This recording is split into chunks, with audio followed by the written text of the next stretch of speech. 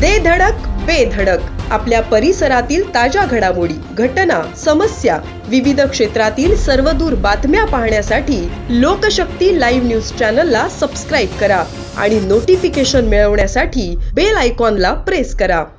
घनसोली परिसरात घरफोडी करणाऱ्या आरोपीस रबाळे पोलिसांनी जेरबंद करून त्यांनी चोरी केलेले 37 तोळे सोन्याचे दागिने, 1.5 किलो चांदीचे दागिने व 7,50,000 रुपयांची रक्कम असा एकूण 34,84,000 रुपयांचा मुद्देमाल पोलिसांनी जप्त केला आहे। फिर्यादी रणजित सिंग राजपुरोहित राहणार घनसोली यांच्या घरातील सदस्य घराला लॉक लावून खेतेश्वर मंदिरात गेले होते।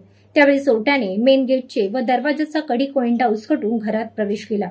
बेडरूम मधील लाकडी कपाटाचे लॉक व ड्रॉवर उचकटून त्यामधील 45 ते 40 तोळे सोन्याचे दागिने व 15 लाख रोख रक्कम चोरी करून नेली।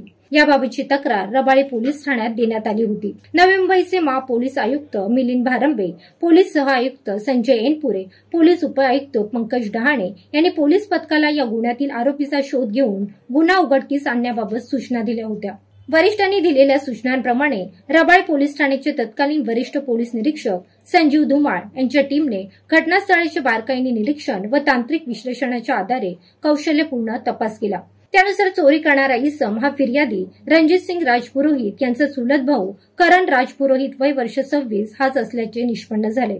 त्याला घनसोली परिसरातून पकडण्यात आले। आरोपीकडे गुन्ह्याच्या अनुषंगाने कौशल्यपूर्ण तपास केला असता त्यांनी चोरी केल्याची कबुली दिली। आरोपीकडे अधिक तपास केला असता त्यांनी सांगितले की तो विदेशी डॉग व कॅटेज खरेदी विक्रीचा व्यवसाय करीत असून त्याला मार्च ते मे या दरम्यान व्यवसायात तोटा झाला होता। त्याच्याकडील सेव्हिंग खर्च झाल्याने त्याला व्यवसायासाठी पैशांची गरज असल्याने त्याने फिर्यादीच्या घरी चोरी केली। आरोपीकडून चोरी केलेला 34,84,000 रुपयांचा मुद्देमाल जप्त करण्यात आला असून त्याला 30 ऑगस्ट पर्यंत पोलीस कोठडी सुनावण्यात आली आहे।